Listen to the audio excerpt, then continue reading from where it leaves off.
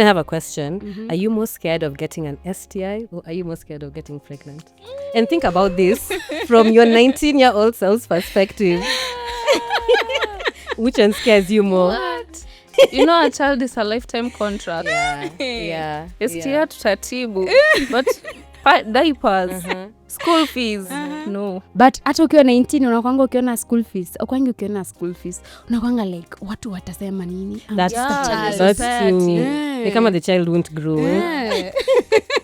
Me at home, my mom used to tell me, hiyo kitu yako ni ya kukojoa peke yake. So me, I used to know this is only for peeing.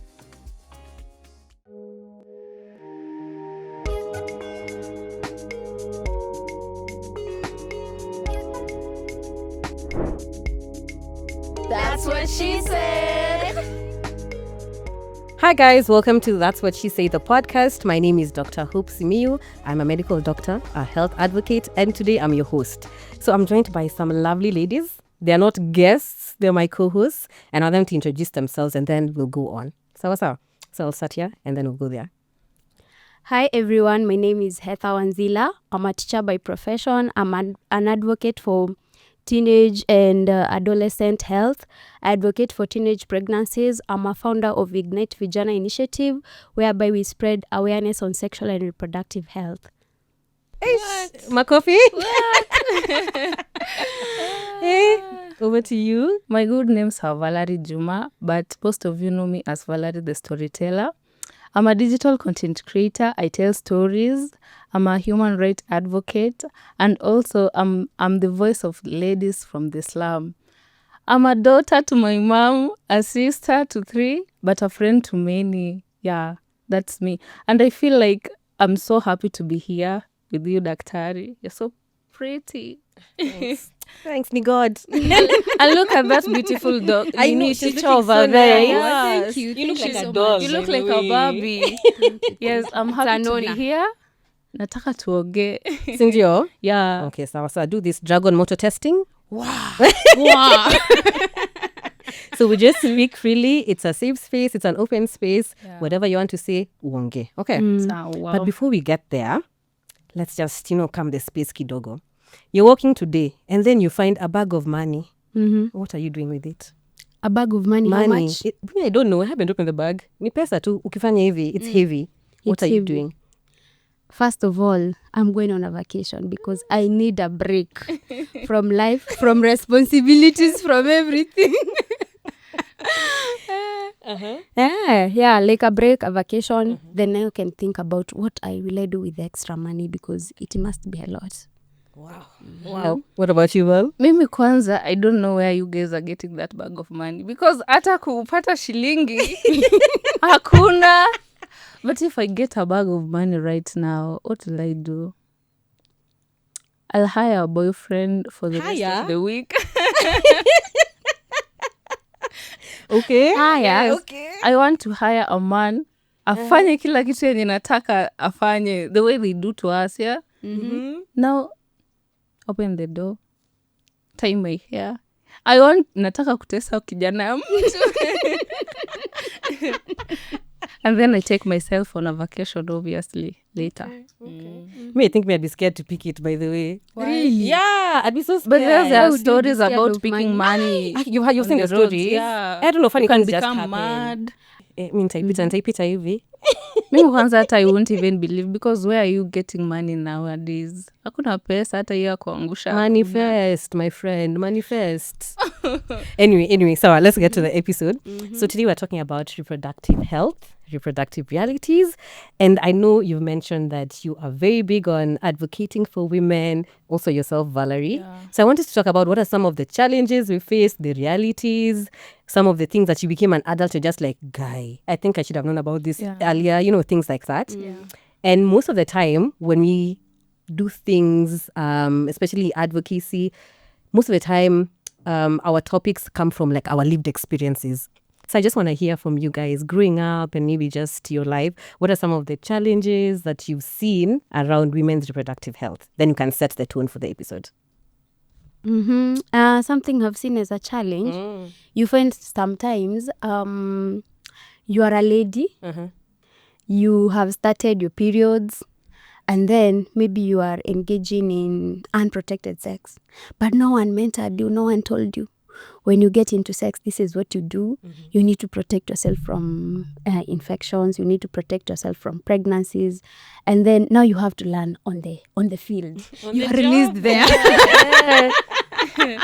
You become a teacher and a student at the same time. Yeah. Hey, and you know, it's so hard because imagine you're just like post-teen. You are 19, 20, 21. And you don't know anything. No one introduced you to anything. But if any information, it's maybe from the internet or from your high school education. Yeah. Apart from that, you know nothing. You're just on your own. Like, I wish there was just a mentor to talk. Like, I think sexual education should be normalized in schools, actually. Because it is big and it involves a lot. I have a question. Are you more scared of getting an STI or are you more scared of getting pregnant? And think about this from your 19-year-old self's perspective. Which one scares you more? Me as a 19-year-old, pregnancy. Yes. You know, a child is a lifetime contract. Yeah. STI tutatibu. But diapers, school fees, no. But hata ukiwa 19 unakwanga ukiona school fees, ukwangi ukiona school fees, unakwanga like watu watasema nini? I'm That's just a child. That's true. Like, the child won't grow. That's true. And I think it's the same for me. Like, also growing up, like, we didn't really get that sex education or just like an in-depth experience of reproductive health. It was just class 6, you open the textbook, you learn about the uterus, the vagina, boobs, nihivyo. Like, it's so shallow that it doesn't set you up for real life experiences. And even when you ask a teacher, how are babies produced? It's the sperm that meets the ovum and then a child is made. It's like What in is the air. process? And if you go deeper, wanaanza kuangalia. It's like it's taboo. It's like, why are you asking all these questions? Why is that curious about this thing? Yeah. But to work on what she's saying, I feel like sex reproduction as a whole topic, the ones that have failed us the most are our parents, because we are just told it's bad. Why is it bad? Sex is bad, don't do it. Why is it bad? Alafu uko unafika kule nje, your boobs are popping, men are seeing them. You see? Yeah. And then you're curious. A lot of teenagers don't know why it is bad. It starts in the education But system. no, you can't just go there and blame the education system first. You start at home. What did your mom tell you about imagine now, you have a daughter. 10 years from now, you have a daughter. Yeah. You have introduced her to, maybe you've told her these are pads for period. You have given her, this is how it is put. And now you have to talk about sex with your daughter. You do But it. that's your daughter. You do it. Yeah, but at what age? Because by the time we know about sex, our parents still feel we are so young. Me, my mom, That's true.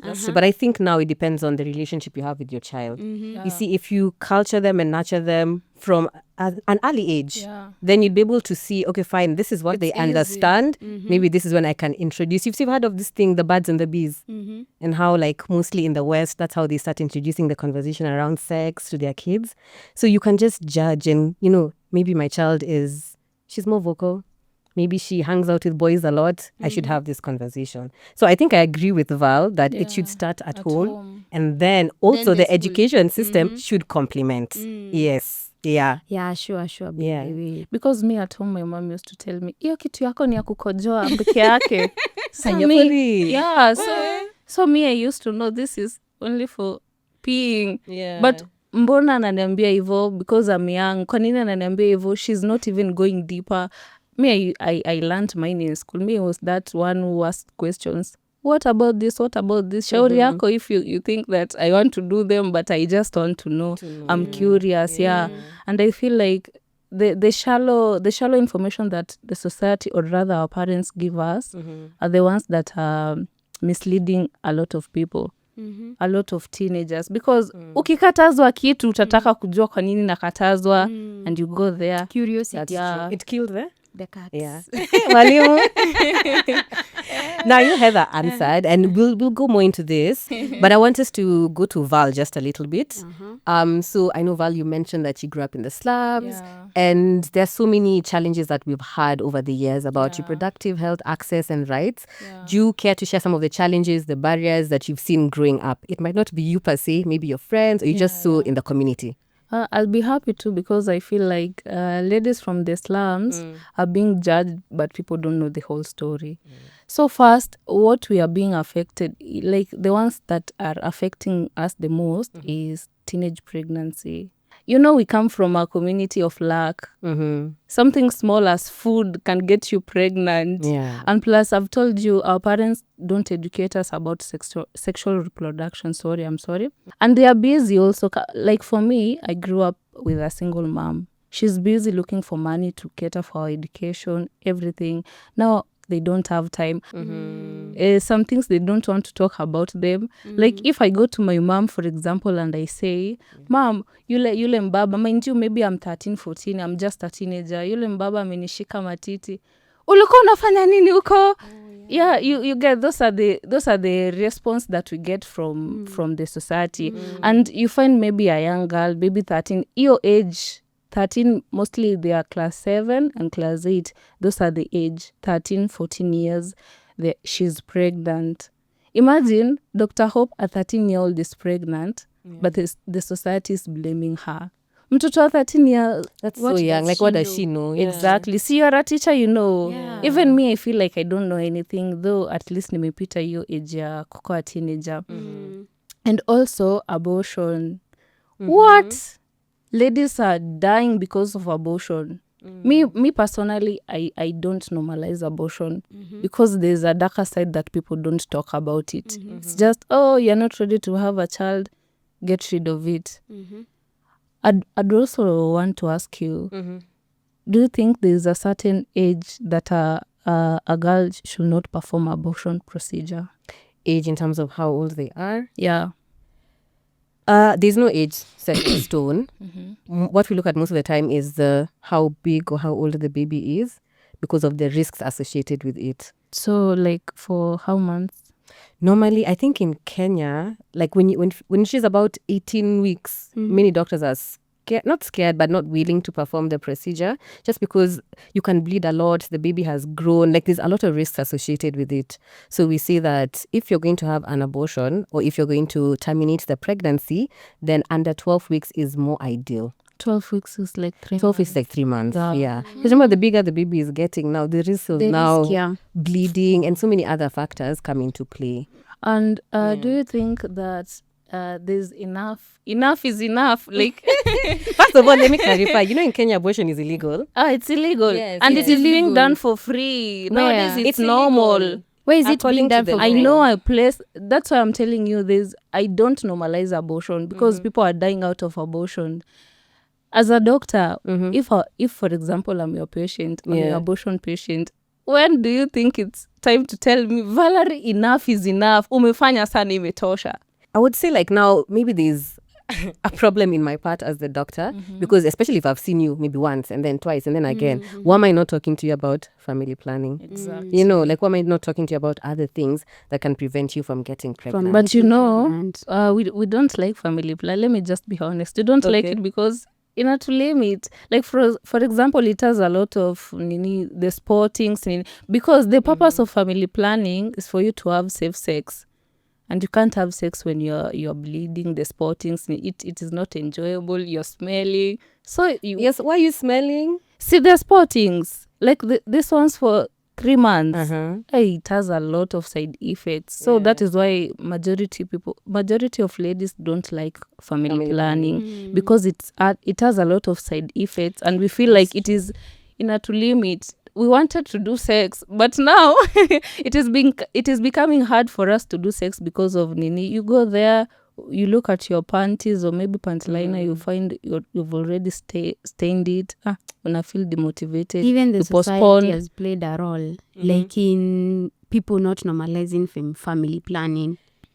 Well, I could say that I don't know if they've played a role. It was just what we knew. Lack of it was what we knew. So now we're trying to bring this idea of family planning to help you in controlling, the size of your family, and you get a child by choice, not just, like that. Not by chance. Yeah, but also about the contraceptives, of which we'll get to that later. I think there has to be the element of having a comprehensive discussion around contraception.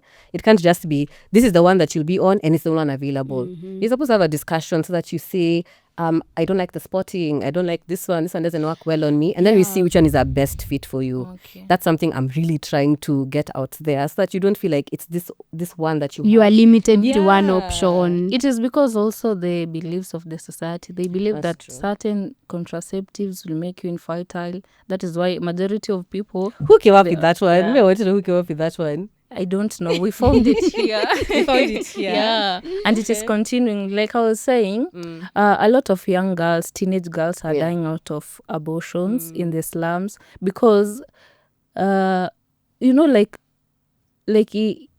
I don't want to mention the hospital, but there's a certain hospital that is performing abortion services for free. And I have visited that hospital because I was curious, plus I tell stories. You can't just go there and say something that you're not sure about. I went there, I found young girls, watoto wadogo, like they are so young, from 13, 14. And unajua, when you go somewhere, you have to blend. So I went there, nikajifanya I'm one of them, nini.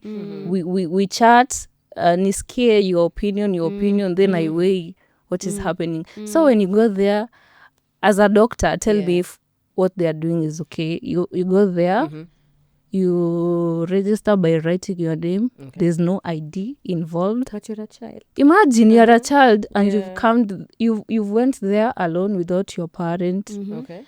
You write your name, then there's a waiting area where we chat nini, and then the doctor comes, unachukuliwa section yako, you go, you do it. They give you like 2 painkillers, then you go home. Mind you, you're a teenage girl. You don't know anything about how to maintain yourself when you've done an abortion procedure. You're going home. Remember, our parents told us sex is bad. Don't get pregnant. Yes, so you're hiding it from your mom or maybe whoever you're staying with, your guardian still, and you're battling this alone. And nakwambia, home we do a lot of work. Utafua, oshe vyombo, and you're in pain. Even cramps, the pain that comes with cramps, it's hard. I'm imagining the one for abortion. So that is how majority of girls die, because they don't even know how to take care of themselves. Wow, that's a lot. But that's sad. Yeah. That's sad. And it's happening. And the other one, girls are being raped. But me honestly, I feel like being raised in the slum is one of the unluckiest thing you can ever find. One of the unluckiest places you can ever find yourself as a lady. Because everything bad will happen to you, but the society will blame you. You are being raped. Oh, what did you wear? Why were you walking outside at night? Nini. Victimization. Yeah. That's sad. I just don't like it. That's a lot. Heather, what about you? I hear you have also some stories. Yeah. You will tell us some about those. By the way, they almost sound familiar, but now it's in the village. Okay. The teenage pregnancies, they are so rampant because you find It's a young normal, girl actually. in class 8, in class 7, they have gotten pregnant. When you follow, the perpetrator is someone they know, Yeah. someone familiar, Yeah. or someone like who just took advantage of an innocent child. And then after the teenage pregnancy, the problem is now in our community or in my village, now this girl becomes pregnant, let's say at age 13. By the time this girl is age 15, they have a second child. Now that is where I usually break, because you will find that now it's not that they don't know when you have sex you'll get pregnant. Yeah. It's now they are using this sex to survive, because you are pregnant, your mother is hustling, maybe you don't have a dad, you come from a single mother. Feeling is a problem. Yeah, and now the health system in the village, it's not even like structured. Because when you come to the hospital, I think that when you go to the hospital and you have a small kid and you're also a teenager, the doctor attending to you or the health practitioner attending to you should be like, you need to get family planning, because this is a mistake, number one, and a mistake should not be repeated twice. But that is not what happens. You'll find this same girl now having another child, and that's how we recycle poverty. Yeah. And now you imagine, now this child has another, it's a daughter. So by the time this daughter gets to that age, they are still going through the same problem. So it becomes a recycling of problems, and you wonder, when will this when will it end? You are the victim and you are being victimized. Utapata sasa huyo msichana wa fulani kwani mamake haizi mwambia vitu zingine, kwani kwani ajui kama wanaume watampea mimba, and then unapatanga the first child, that's a 13-year-old, and that's a 13-year-old, the first child and the second child don't belong to the same father. And then so unaona opinions zenyu mtoto amebaki nazo ni marriage peke yake, because she can't go back to school. She can't get employed. And then even when they go to marriage, they are the ones who will still undergo gender-based violence. They are the same people who are going to suffer in the hands of men because they don't have power. That's true. So like in sasa kwa village, what I usually like when I'm mentoring these young girls, yes, nawaambia there is something called consent. Number one, consent is very important. When someone touches you in a necessary way, in a way that is not normal, that should send a sign to you, this person is he's a perpetrator, and they will get me in problem. Number two, you have an option of like, do you think by the family planning should be normalized for adolescent girls? I don't think. Honestly, me, I feel like at a certain age, I would say 16, especially based on the trends that we are seeing. Like if you're seeing there's an area that has a lot of teenage pregnancies, I feel like then let's normalize it there, and not normalizing it in a sense that now you want women to just them to be promiscuous and labeled badly, but just to protect them, because now the risk is now teenage pregnancies. Yeah. And then like I usually use this paraphrase all the time. You can't put honey here and tell a child don't eat there. Exactly. You have to remove the honey from the table because they won't control themselves. Exactly. So sometimes I feel, we don't want to normalize that, but I think we are going to get there. Because when you look at the rate of teenage pregnancies, you just take a county like Machakos. Machakos was the second leading county in terms of teenage pregnancies. Which is the first one? Is it Murang'a, might say? The first one was the one in Western region. I can't remember the county. Machakos was the second. And me coming from Machakos, I'm like, God, like where are we as a society? I feel like it's the first time I'm hearing about it. In my head, Machakos, it looks like a metropolitan mini county. Like Nairobi, but the awareness, hakuna kabisa. Our problem is just the teenage pregnancies. But also, if you think of yourself even as a teenager, teenagers sometimes are very hot-headed. You don't want to listen. So if you can't help them control their urges, you will have to find a way in which you can stop it. I feel like, you see, also me, I have a project, the Storyteller Community Project. I was a teenager once. I've been brought up in the slum. I understand them better. Now I want to be like a mediator and a counselor between me and their parents, because I understand also, because as you grow, you get to understand your parents better. That's true. Yeah.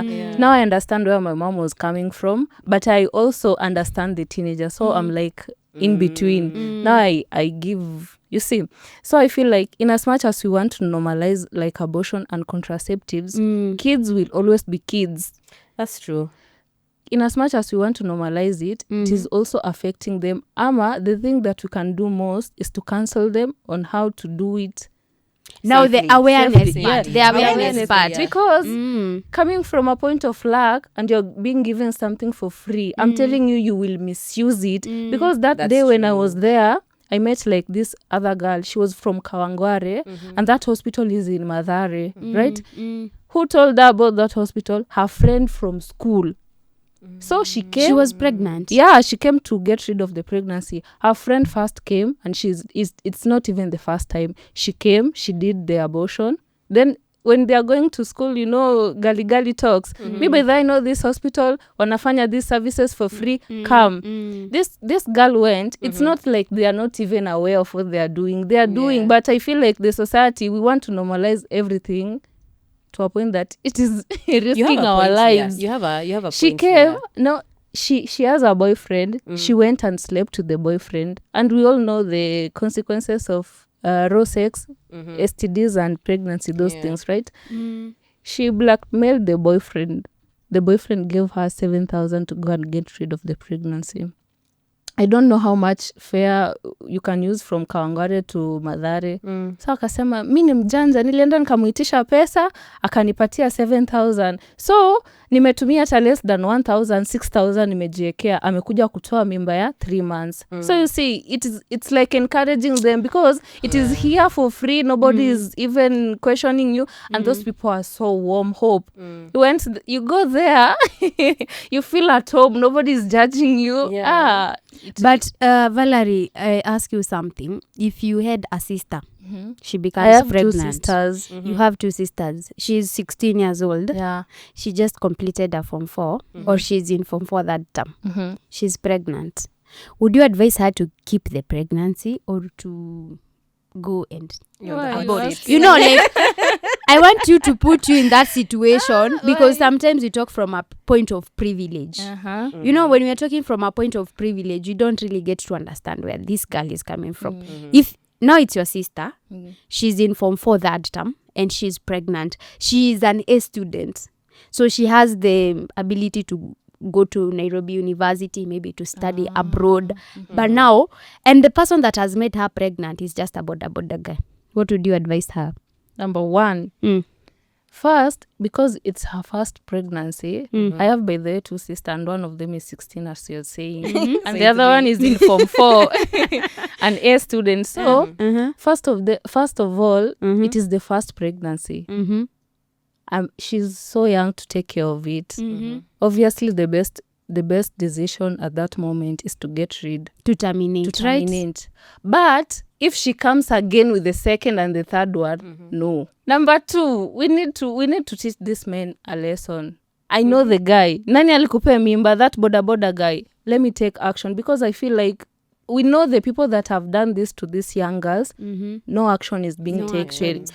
Yeah. You find one man amepatia hata wasichana 6 10 mimba, and he is just there anajiona kama bingwa. Actually, men think that sleeping with women is an achievement. But now you see, we can't win the battle against men. What we can do, listen, what we can do is to let our girls take care of their bodies, because that's all they have. Like, the first thing, like when we are even creating awareness in the village and in the schools, I tell the girl, your body is your body. Yes. Your mother has her own body, your dad has her own body, your brother and any neighbor around you has their own body. If now you are going to do abortions number 1, 2, 3, you are just like wasting your body as a person. So what you should do first of all is to know that if I do this, I'm going to get pregnant. How can I prevent this pregnancy? Because first of all, you're 16. If your sister is 16, or if a girl is 16, she's 15 and she already knows about sex, you can't undo the knowledge she knows about sex. The best you can do to her is to tell her, this is how you can prevent getting pregnant. This is how you can prevent STIs, because she already knows. Like, you can't tell them abstain is not in the vocabulary at that moment. It's either be safe and condomize and prevent the pregnancy like this and that. Okay, I think very valid points. Now, speaking from a place of privilege, these girls are privileged to have you advocating to them or creating awareness for them. Now, the young girls who don't know where to get information, where are people getting information from today? Let me ask from your perspective and from your perspective. I feel like nowadays people are getting information from experience. Okay. Yeah, okay. It is true. First, let me start off by contradicting with Heather a little bit. You can't go on educating small children how to take care of themselves, and the people that are doing these things to them are just there walking scot-free. You know, in Kenya currently kuna jina you can't mention because you fear abduction, right? The same way we should instill fear in these men. You know, you get a girl pregnant, enda ndani, ukipeleka wawili watatu ndani, they'll be afraid. Sasa mtoto akawa anaogopa kusimama na mtoto mdogo. Unatembea je saa 3 usiku unapata mwanaume mzima amefinya mtoto kwa kona. It's not right. And it is because we are allowing it. You can find the same man amenifinya leo was with Hope yesterday. The following day he will be with you. He's scot-free, and yet we want to teach me anyone below 18 years old is a child. Yeah, that's a minor. Yeah, it's such a And actually, even in decision making, is rape. When you go, even it's rape. Actually, even if the child consented, it's rape. Yeah, I think that's very true. It's a systematic issue there. Yeah, because many a times the perpetrators are reported, but nothing happened. So if we take matters into our own hands, it's a bit difficult because you can't take that matter for every single person. But imagine empowering your sister, telling your sister that this is your body, this is what you can do, this is what you should do, this is what you should not do. That's a very important step, because especially when it comes to like rape, most of the time, as she mentioned, it's someone they know. So giving them that confidence to actually, one, try their best to say no. And I know sometimes men are strong, they can overpower you. But number two, to report. Because many a times these things go just like that, because you're too scared to actually say what happened. So giving them that empowerment to actually report what happened is very important. But I think empowering the woman or the girl is so necessary. It's so important, because so we are necessary. here because of education, because we were empowered. Me, I have you see this mark over here. It was done to me by a man that I rejected. Alinidunga kisu. Sorry for that. You see, in as much as we want to empower them, first, I want to talk with the parents. If you're a parent, especially if you're raising your child in the slums, I swear we go through a lot you don't know. Like, this man approached me, nikamkataa, akaeka grudge for 3 years. Adi, that day, he found me, it was really dark, akasema lazima afanye revenge. And he attacked me with his friend. Luckily, he didn't rape me because someone helped me. And he stabbed me. Sorry for that. It's okay. Hugs to you. I know. And if we say we empower our girls, it is important. I say it is very important to empower young girls. But I feel like the bigger percentage, we should focus on punishing the perpetrators. Because I rejected him because I was empowered. Yeah. The same will happen to another girl. Atamkataa. And ghetto, if you have been in ghetto, you know how congested those areas are. Ni rahisi mtu kukushika, akufinya mahali, akufanyie kila kitu, akimaliza akuache uende. So, and we know who are doing these things, how they are doing them, and they are even influencing others. Nilienda na yule, go and try your luck. You see, it is so bad. In as much as we want to empower our young girls, but how many girls are we going to empower? I feel like if we start taking action and punishing the perpetrators, they'll get scared, because sasa mtoto akona naogopa, nikipatikana na mtoto tashikwa, and itaendelee kisakilate, because children are many, but the ones that are doing these things are few. We should start. Let me ask, what happens to such people? Like, what happens to that man? The one who assaulted you? He was arrested. Okay. He was arrested. Aliachiliwa? Money. Okay. The system is crooked. Yeah. But now I understand where you're coming from. I know. Like, in terms of ghetto, It's a different yes, lens. you are empowered with information, but men have more power. Yeah, you can't fight all of them, but they are few. They are few. So girls are many. The men that are the perpetrators are few. So the best thing is to do what? To fight. But I feel like our parents are the ones letting us down, because you already know me, Valerie, nimekwambia. He has done this and this and this. This is the perpetrator, and no action is taken. And you are still blaming me. What were you doing? You know, it was so bad. I can't even forget that day. It was 2021 on Wednesday, 23rd December. I can't forget that day. And I'm being taken to the hospital. When I come back, then I hear like a neighbor saying, alikuwa nafanya nini usiku nje? Is it my fault? It's not my fault. It's not your fault. So I feel like, and we know who was. I'm really lucky. My uncle took that. He's a soldier. He took that case very seriously and made sure that boy was arrested. But at the end of the day, he was still released. He was still released because alikuwa nafanya nini nje He had an uncle. Now for the girl who has an uncle. Who doesn't have an uncle. You see, that's so sad, by the way. So sorry about that. it's okay. Hugs to you, man. Okay. Actually, we need to get for her tissue if it's possible. But as they're getting the tissue, I just want to ask a bit, because I know you've mentioned our parents have a lot to do with it, and society as well.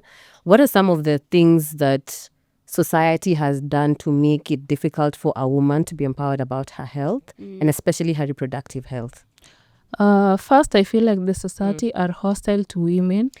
Okay, that's true. which makes it easy, which make it hard for us to express ourselves.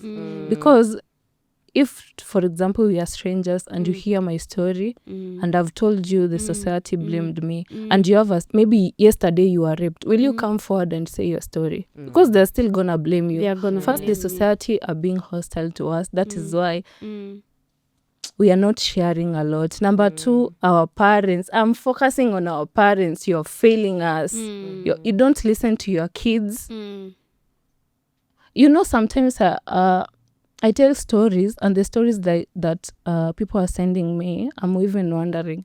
Like, someone is telling me their uncle abused them at a young age, and their parents don't even know. I can come and say the story. Maybe the mom is scrolling. Oh, it's so sad. Hugs to them, and it is your daughter, and you don't even know. You are not You see, aware. the parents are also playing a major role, and the society. Me, ever since Hope and Heather, ever since I started my journey of storytelling, I've become so kind to people. Now I understand. In every story, there's a story behind every There is a story. story. And the society only gets like a small percentage, like 10% of the story. The remaining 90%, the owner of the story has it. Nobody is interested to listen to it. And that is where the true story is. So I feel like society, the blaming, shaming, and judging girls, our parents. Yeah, Me, I feel like also like just things are taboo. Like, it took, I think, 23 years for me to be comfortable saying things like vagina, things like, and you have one, you know, like it's normal for you to have one. Yeah. But you're so scared of saying some things and just having these open conversations with even your friends. You know, like maybe I was having an itch down there, or like I have something. You're so scared of having these conversations, and things just become worse and worse. Yeah. But also, we haven't grown up in a culture where you're allowed to either go to a gynecologist or like to just go to a doctor for reproductive health rights as a child. Yeah. So I feel like for me, that's where society has kind of let us down. But I am happy to see us talking more and more about it. And before I let you Heather talk, have you guys visited a gynecologist before? Have you? I'd like to know if you have, what was the experience like? And if you haven't, why haven't you? And there's no judgment here. Like, for real. Let me tell you my first time. So it was very recent. Like, as a doctor, sometimes I'm so embarrassed to say it, but it was very recent. And I went for my pap smear. First of all, where's the camera? I'm talking to the camera directly. A pap smear should not be painful. That's what I can confirm. My pap smear was so seamless. The doctor was so gentle. He was so calm. And I didn't disclose that I'm a doctor. Every time I go to hospital, I'm normally just like, no, I'm a patient. I'm not a doctor. So that you can give me, you can give me just the kawaida treatment. and not feel like pressure. Yeah, this person has more knowledge over me. Yeah, so I felt like it was a good experience, but also I know I come from the point that I was already a doctor. So I kind of know a bit of things, but I just want to find out knew for the you guys. process. Exactly. Let's say so. How was your experience? So the first time I went to a gyna, I was 21 or 20. Okay. You beat me to it. 2018, I was 21. Okay. I had a miscarriage. Okay. Yeah, so I was undergoing that process. Mnaitangaje?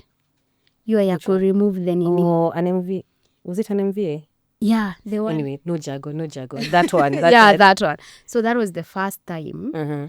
And I feel like I was a little bit ashamed. But the gyna was aqua judging. He was just like, this is very normal. You are a woman. This is what women go through. So you don't have to feel ashamed about it. And the post care, by the way, it was very nice because he would after now you were given the meds, the antibiotics and those stuff. He would always call, how are you doing today? Like, hey, it was such a great guy.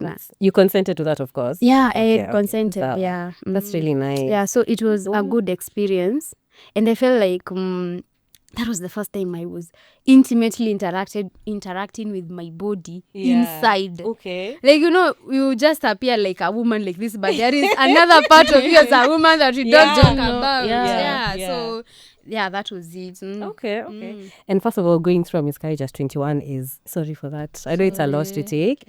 And that's also another topic that I think we need to normalize conversation around because so many women carry it with shame. And I'm normally just like, it's not you. Like, you did nothing. You did nothing. It's just Imagine something just that sleep, happened. then you wake up. Yeah. Yeah, like where I used to work, we used to have so many women coming, and then when you're discharging them, you have to write why they came to hospital. So you can't even write the word abortion, yet scientifically it's termed As threatened abortion or missed, like that. Because they were just like, this is not accepted where I come from. And for me, that was so interesting because I was like, wow. What? Anyway, Val, how was your experience? I'm just looking at you guys saying visited guy now. I'm wondering, am I a woman? Yes, you are. What do you mean? Me, I've never visited a gynecologist. And it's okay. It's fine. It's still okay. Yeah. One, because nenda kufanya nini? I'm okay. Yeah, let me stop you there. Stop there. You see the way you think, the way, let's say I own a car. I take my car for service even without it having a problem. Just because every 6 months, it just needs to be checked, Yeah. There might be something going on that I can't see with my human eye. So that's how we look at, not just a gynecologist, but that's how we look at the body in general. Okay. So it's that ka checkup just to make sure everything is sambamba. I'm saying I'm okay because that is how we were told. Why would you visit a doctor when you think you see everything is okay? You don't have itching, everything is okay. And secondly, nobody even talks about it. Actually, you're the first one to ever ask me if I've visited a gynecologist. Oh, really? Yeah. Okay. It's that serious. Okay. Yeah. It's not been normal. Yeah, it has not been normal. Actually, ukisema you had gone to see a gyna. People think that you are sick. Stigma, Or like you're pregnant. Not hata pregnant. Uko na maugonjwa. Infections. Yeah. Oh, okay. And also, I think, how much is it? Now I that's think where I it's wanted to pricey. go. Yeah. And I realized, because, I talk a lot about like women's health and reproductive health. And I'm there telling women, go see a gynecologist, But where's the money? But yeah, it's actually not pocket friendly for Like many able people. to give us the range and to plan. The range. So it depends. I've seen gynecologists who charge from 2,000 to 5,000. Imagine it's not that pricey. Now you see that's your situation. There's someone who that 5,000 can take them through 2 months or even the month. So your demographic really matters. Let me tell you, where I used to work, people used to come to hospital when they get fair. Like, you're sick, but you just don't have the fare. Yeah. So I realized you also need to look at someone's socioeconomic background. It's true. Yeah. I'm saying like that it's not pricey because the way we are being told, mi nadhaningi nikituka 10,000, 20,000. That's why I'm saying it's not that pricey. So now when you're going to your storytelling, please tell them Yeah, that's the and price. I look for like 10,000. I take 5 of my gas. We go and check. So nice. At least we know. Yeah. And also, what was I supposed to say? I'm scared. That's a very valid point. Because when I was scared. How can I go and... I know. Because it's a You man. put your body out there. And why are there the bigger percentage of men? Actually, someone is just looking at me like this. No. But if you think about it, since time immemorial, most doctors have been men. So it's just recently that we're actually transitioning to have more women coming into the space. And actually, women like me being nurses. Like, it's weird to see a man as a nurse. To be honest, I don't think they like being... Okay, no. There are women who like being People nurses, but I think they've been them. cultured like that. Your mom was a nurse, your auntie was a nurse. Yes, yeah. But I've seen many male nurses, and they're actually very good. But also, disclaimer, they're very good male gynecologists. So don't be scared. Whether you get a lady, whether you get a man, there are very many who do such a good job. Can you get a gyna in a public hospital? Yes, you can. The only problem is... Which level? Which public hospital? I think from level 4. From level 4, yeah. Okay. From sub-county. Yeah. I see it. But now the only problem is, some of them don't have in-house gynecologists, so you might have to wait. Unaambiwa, clinic ni next week. Oh, yeah. I'm a clinic in Kenyatta. Let me So tell you see, access is a problem. Exactly, access is a problem. Yeah. And information also, because majority of people don't even know they're supposed to visit Visit a gynae. That's gyna. true. That's true. And we normally advise if you start like even as a teenager, and this is not, you're not going to have any procedure done. You're just going to familiarize yourself with the gynecologist. He tells you more about your body. That's when you start learning about periods. That painful periods should not be something that you take lightly. Yeah. So you just have these conversations going. Then now when you get into your older years, you're already used to it now. Alafu, a lot of people visit gynas maybe akona infertility problems. Like, it has to be a problem for you to A go big to the big gyna. problem. But from where I'm seated, we need to normalize that from a very young And age. also, I need to ask Hope, and you be honest with us. Okay, I'll be honest. People Let say me that, face you. yeah, this, I don't know if it's a misconception, but people say that ile kitu unaenda kutafuta utaipata, like you see you Ni see kama, in a way that no ati utaenda kukua mgonjwa or something. You know that process, I've never done it. You people have done it, maybe you can say maybe it involves a lot of touch. not touching, how will I say it, Discomfort? machines that can make you can cause cancer down there. That is what we are being told. Ati utaenda wakuangalia na huko hizo mavitu zao, unaanza kunini cancer polepole, unadhani unaenda kujisaidia, kumbe unaenda kujiekea ugonjwa. Is it true? Remember I asked where are people getting the information from? It is here. Now, where I asked is because it's a very valid reason why someone would give that. Because maybe people that's are what they scared, saw. yeah. But also, there's a lot of misinformation and disinformation out there. So it's not true. No, it's not true. Your first gynecology visit, you might not even have a, what do we call it? A speculum is this, like a thing that looks like a duck's beak that they used to examine uko ndani. So you might not even have that the first visit, depending on your age and what they're looking for. But then, of course, the second one, now they have to just to see what's happening. It's not a machine. It's just like a device. I wish I had like even like a scissors. It doesn't look like a scissors, but it's just like a device. It's not connected to anything electrical. So that is not true. That one I can tell you for a fact. Okay. Yeah. And because you're going for it doesn't mean you will find it. You're towards here for, by the way. When you do an HIV test every 3 months. People tell Endelea you what you're endelea looking tu, for, you will utaipata. find That's what depends on you, because it depends on how sexually active you are. You see, if you're not as sexually active, and if you're faithful, meaning you have one partner and you communicate, because communication is It's important, then every 3 months, might not be necessary for you. Maybe every 6 months, every once a year. Yeah. Okay. Yeah. I'll go. You should give it a try. Yeah. Yeah.